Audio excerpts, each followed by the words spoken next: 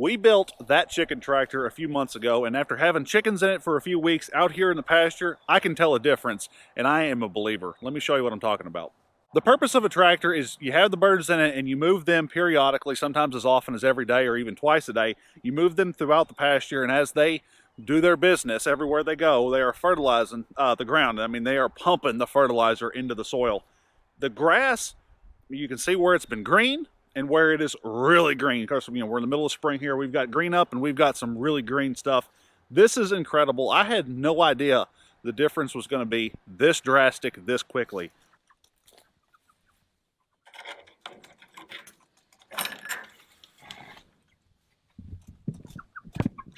We've been doing our best to move these birds twice a day for the past week. Gone better. It's been better some days than others. It's time, right? But doing good. I really don't feel at all concerned now that we're going to burn out any spots in our pasture. And now we're getting more and more fertilizer everywhere. It's also a little more work since we have to take the feeders and at least one of the waterers out to make that thing a little lighter and the transition easier. These birds are not smart, and half the time they try to get run over by the tractor. It does okay, but anyway, it's time to move them.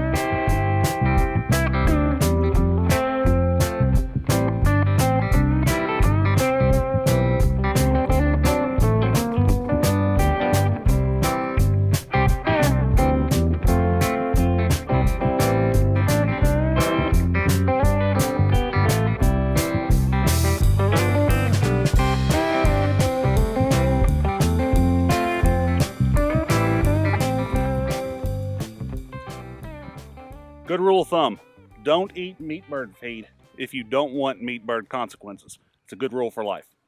We've got 1 week left until butcher date. It looks like, well, I'm not sure if the birds have slowed down in their growth at all. It doesn't really feel like they're growing quite as fast, but again, they've only got 1 week left. Cornish cross chickens are made to grow quickly, and at that 8-week mark, I mean, that's the end of the road. So, you know, if they're slowing down a little bit, they're a pretty good size. We're going to get a weight on them here in a minute. We've been tracking their growth each week, getting an average weight to the best of our ability. I've got one bird in there. I'm not sure if it's having foot problems or if it's just really, really lazy. It wouldn't surprise me if it's just really, really lazy, because once you pick it up and move it away from the back of the thing, if you're not careful, they try to get stuck as you're rolling the tractor this direction. It could roll up on them, so you've got to be really careful with that. And I've got one that just doesn't want to move. It kind of acts like it wants to have a gimpy leg, which that can happen with these birds. They grow so quickly that their feet kind of get torn up on them, and they're not made to last very long. I think the bird's just lazy, but even then, we've got 1 week. We're going to keep an eye on it as we go, but 1 week left, and all 27 of these birds are going to be in the freezer.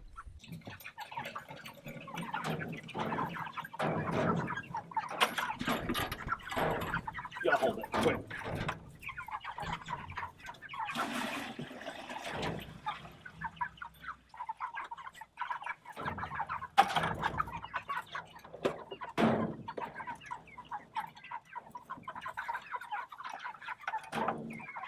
We did top both of these waters off this morning. We have 2 4-gallon waterers in here. That one had maybe what, 1.5 gallons left in it. You got about half of the thing left, so somewhere in that area. And the other one's maybe about half full, so they're going through quite a bit of water every day.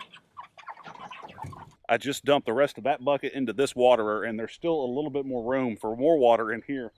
Maybe another gallon's worth. So they've drank, well over 5, maybe close to 6 gallons of water just today alone. This is an impressive bird.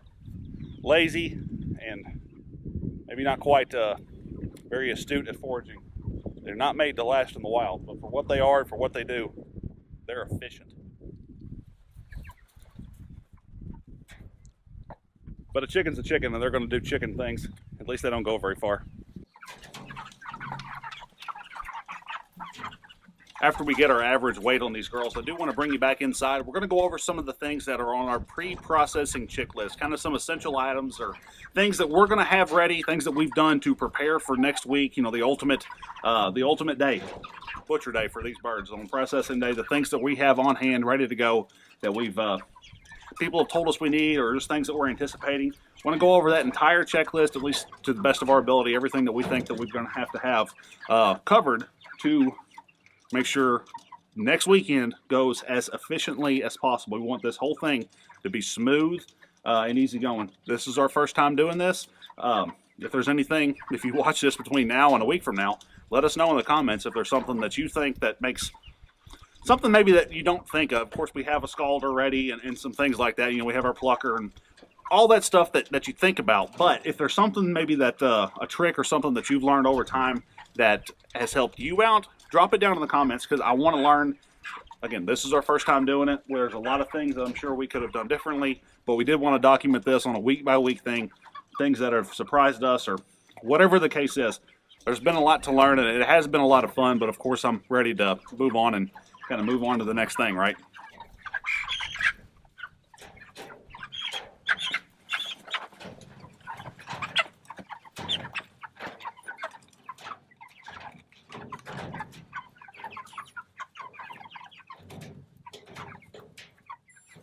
All right, that one is 5.22 pounds, 522. Big girl.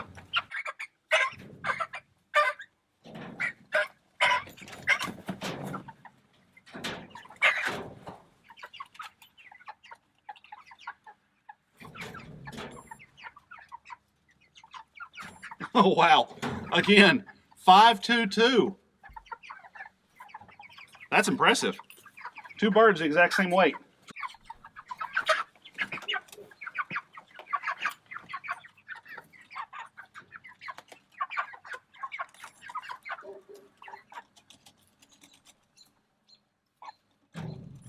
All right, that one is 4.95. Way to go.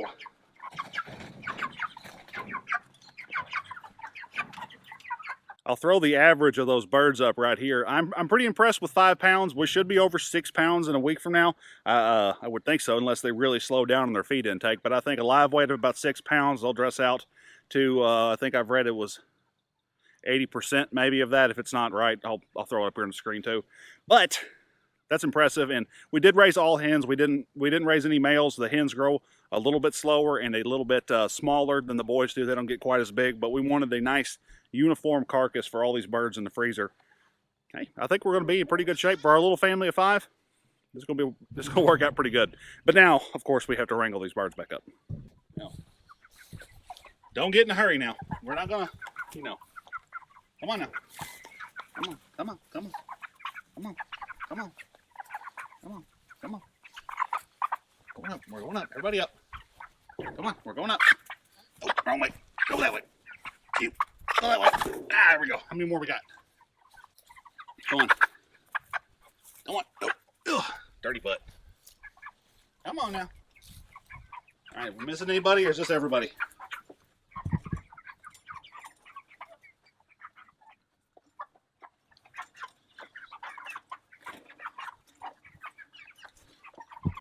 $27 birds, that's exactly what we started with. Just didn't want to make sure that nobody ran off into the woods. They're not going to run.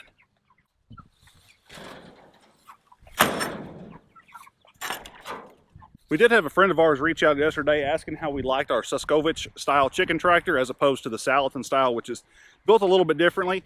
We really love it. And again, we did overbuild this one. I have a hard time underbuilding anything. That can be hard to move. When we build some more, we're going to build them the same style. We're going to try to build them a little bit lighter. I do love having at least one of these that's really, really heavy duty. It'll hold up to any kind of weather. But really, I mean, I'm a big guy. I cannot imagine trying to get into a smaller tractor. I know the Salatin style will, of course, be lighter, and you're only really getting into it maybe one day to retrieve birds. But I like having the taller one if you just need to walk in and get something real quick or grab a bird to look them over. I like that style as opposed to the other one. It's what works for us. If it doesn't work for you, that's totally fine. The good thing about this space is there's just so many different options, so many different opportunities for different people to have different opinions and be interested in different things. But that's what works for us. Say hi. There you go. Say hi. Here's a sneak peek. If you watch Sage and Stone Homestead, you've already met that little girl, but that's our newest little doeling. Anyway, we're not going to talk about goats too much today. Let's go talk some more about chickens and what you need to have, or what we're going to have ready for processing day. We're sitting here getting set up in the shop because this is a nice place to film, and my wife has the audacity to say that this is not, and it looks like a workshop. What'd you call it? It wasn't what? Aesthetically pleasing. It wasn't aesthetically pleasing. it's fine. You know, much like anything else in our life. So now that we're a week away from butchering, let's talk about some of the things that we have ready to make processing day just a little bit easier. Of course, you've got sharp knives. I like these Moranev knives. I've had this one for a while. That one was pretty cheap. This little tiny guy that I just picked up it was more expensive, but for chickens and really for a lot of other things, this little short blade is going to keep. I don't know, when you get a longer blade like this, that's about 4 inches or whatever it is. Working in a small confined area, that can be dangerous. So a smaller knife, I think that's going to be beneficial. We've used these when we've helped Heather and Levi butcher rabbits. They had one that was about that size. For the smaller animals that you might be processing, a smaller knife is going to be good. We also have these chicken storage bags. I don't know. For long-term storage, some people will use vacuum sealer bags, like a food saver bag or something.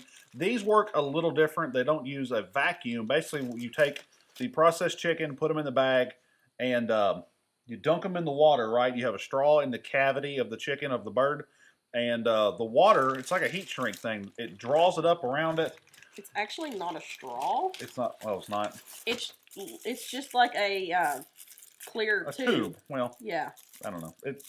Whatever it is, it draws it up around it, and all the air comes out of the cavity through that straw, and then you can seal it off with a zip tie, and that's a great way to store these. And again, it makes it a nice.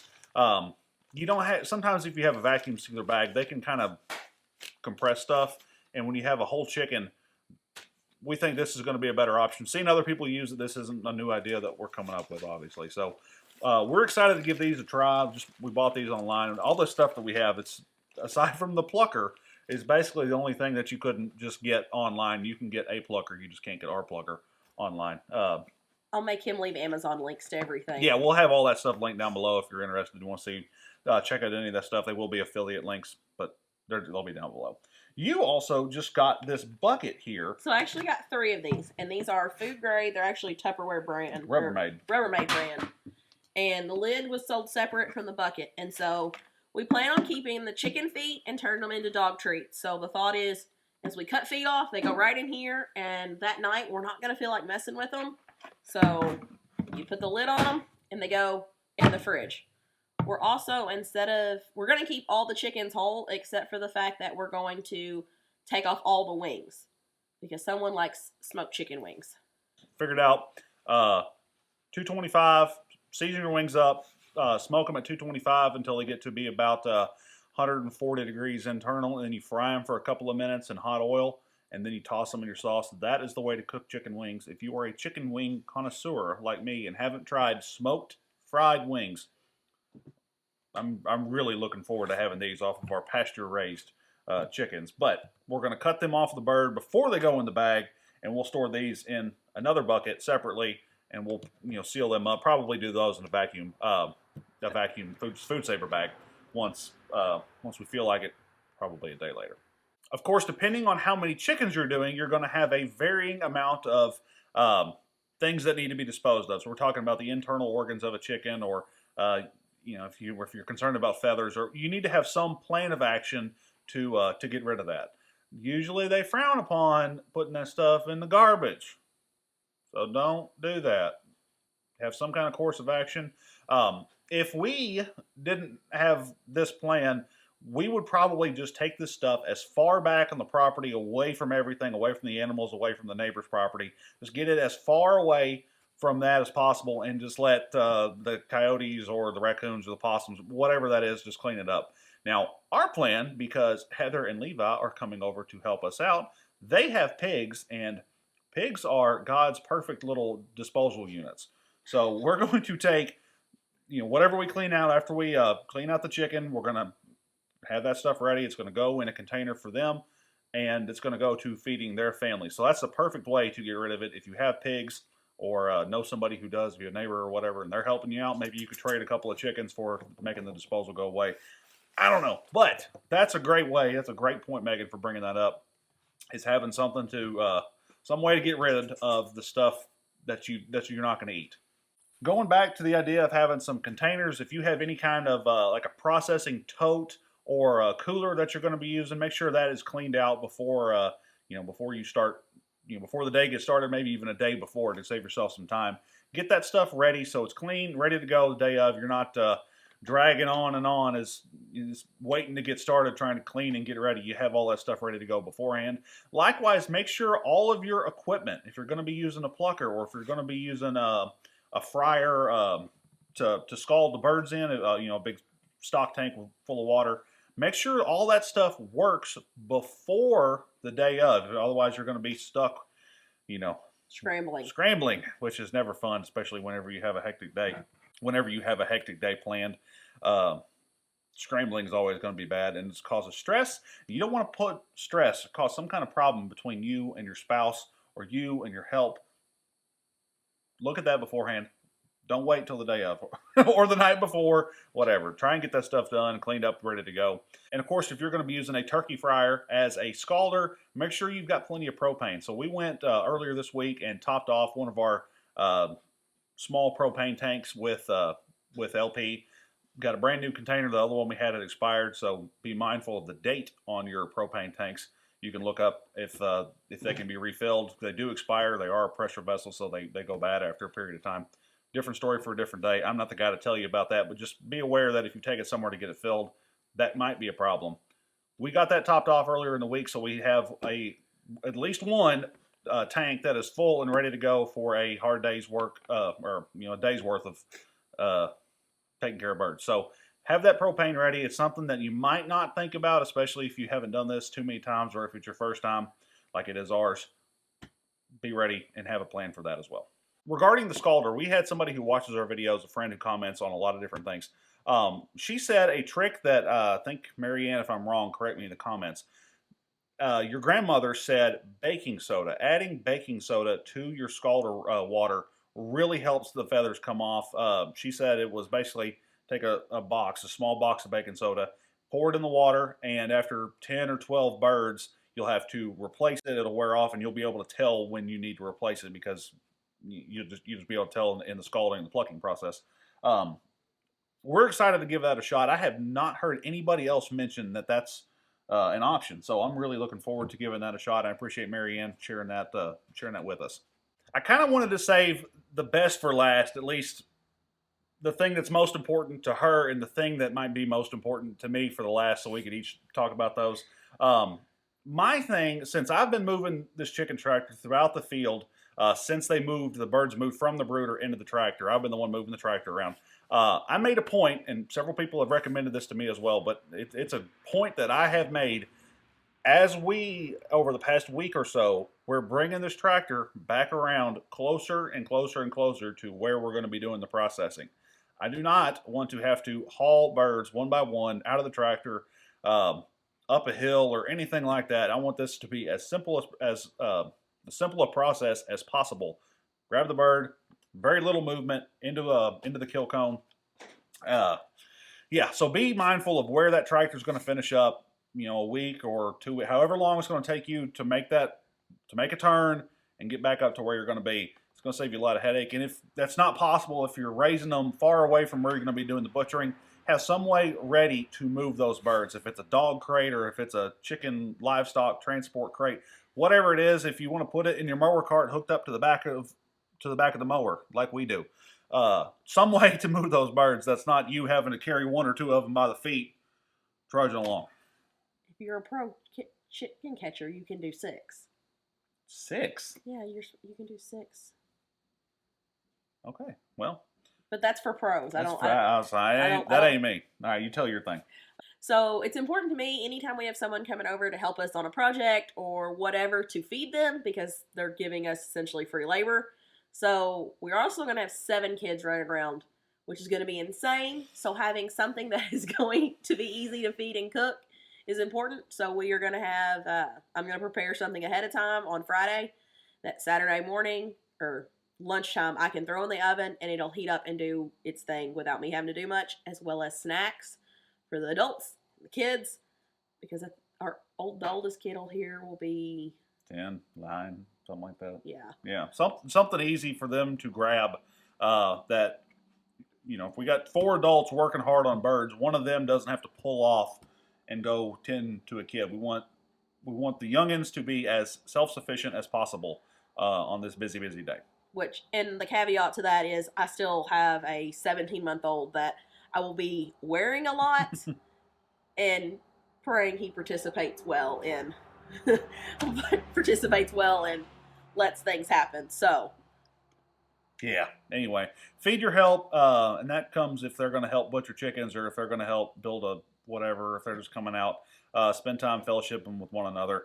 And what better way to do that than by having a meal or homesteading type whatever. I don't know. A lot of different ways we can hang out and spend time with the people that we love.